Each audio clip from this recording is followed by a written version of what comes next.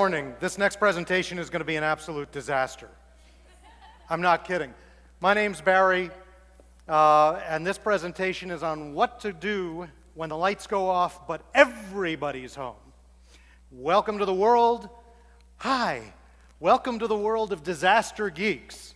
That's people who are creative, that like to apply this to how do we help as many people as possible, but you can't do that until you make sure that everybody in your family is safe at home.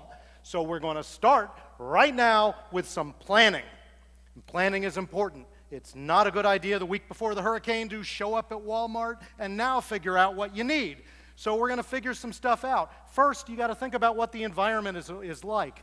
The likelihood is it's going to be a power or utilities interruption, which means no lights in the house, no way to stop stubbing your toe on the way to the bathroom, no way to cook, AC, or heat. So the first thing we need to do is light it up, and there are 3 letters in light, and that is LED, light emitting diode. This is new technology relatively, and it's allowing people to create lots of lighting devices that don't need a lot of power. Where's the first place we're going to put a lighting device? Right on our foreheads. Not a great way to make friends and get dates, but I'll tell you, it's very, very useful if you need to use both hands. I like the ones that attach to baseball caps. It's directional, and the creep factor of flashlight goes right out the window. For lighting a room, they're now using LED camp lights. They're powered with AA batteries. They're magnetic. You can stick them to metal surfaces. You can hang them, but they'll light up a whole room. Now, I mentioned AA batteries. AA batteries, rechargeables, are your friend. Because in a disaster, you can charge them from the car. You can charge them from the car's jump starter. You can use them to charge your cell phone, which might be the only way you stay in contact with friends and family. So this becomes really, really important stuff. But we got to talk about water. And H2O, it's real simple, folks. Very important. You can do without food for a while, but water, you got 3 days. So what do? We have what I call the bathtub buddies.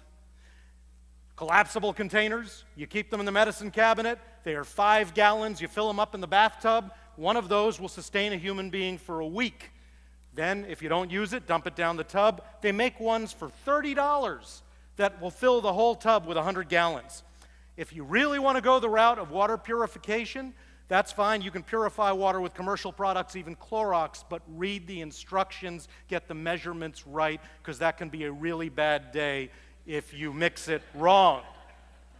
But how about bathing? One of my wife's personal favorites for me. And that is, because she likes it when I bathe.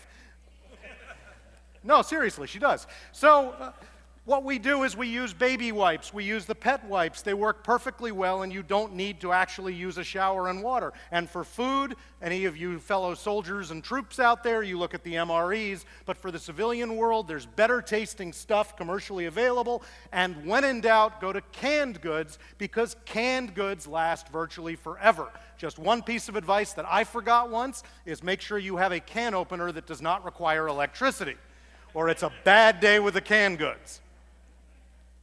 So now what we have to talk about is how to prepare that food. People sometimes forget the barbecue grill, keeping some extra propane for it, keeping some extra charcoal briquettes, things like that. You have a stove, you have an oven, you have a way to purify water. It is an extraordinary emergency device.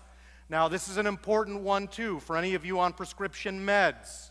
Make sure you have a week's supply at all time. Don't be like me and wait until you get that text message from the pharmacy to refill, because it's a really bad time if utilities are out and you can't get to them. If you have children, elderly, special needs folks in the house, got to make sure you have the stuff that they're going to need so that they can be there for a week and not run out of something that's absolutely critical or health dependent. And speaking of running out, if anybody needs to leave the house, flooding, any kind of other disasters, every member of the family should have a go bag. They don't have to be red, and they don't have to have those convenient letters on them. But you know what they do need to have? They need to have all your toiletries. They need to have all of your meds, anything that you would need that if you had to bug out to a friend's house or to a shelter, that you can charge your phone, you can do the things you need to survive for a week. And while you're surviving and getting all of this stuff done, make sure to give a kind word to those nice folks in uniform that are helping you out. Those of us that are in uniform that have been doing this for a while are generally going 2, 3, 4 days without sleep. A kind word goes a long way. So all I can tell you here is plan. Just a little bit of planning makes it a much, much simpler, easier, and safer week. My name's Barry Greene. Be safe.